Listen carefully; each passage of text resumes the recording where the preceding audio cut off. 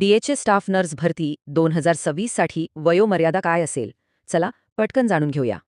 तर आरोग्य सेवा संचालनालयातर्फे एक मोठी म्हणजे मेघा भरती येणार आहे. विचार करा, तब्बल 5,000 पेक्षा जास्त पदांसाठी ही भरती असणार आहे. आता बघूया यात स्टाफ नर्स पदासाठी नेमकी काय संधी आहे. यामध्ये तब्बल 2,000 पेक्षा जास्त जागा फक्त स्टाफ नर्ससाठी आहेत. ज्यांनी GNM किंवा BSc नर्सिंग केलंय त्यांच्यासाठी ही एक मोठी संधी आहे. बरं, आता सर्वात महत्त्वाचं, वेगवेगळ्या कॅटेगरीनुसार वयोमर्यादा काय आहे? सुरुवात करूया ओपन कॅटेगरी म्हणजेच खुल्या प्रवर्गापासून.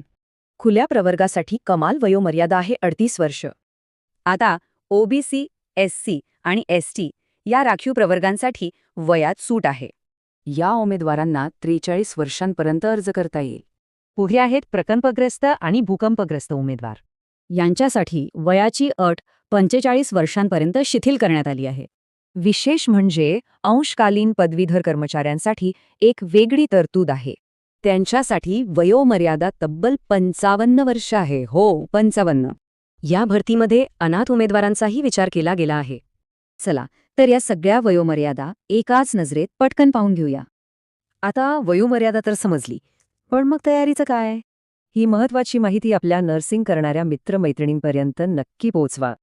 तर मग या मोठ्या संधीसाठी आपली तयारी पूर्ण आहे का?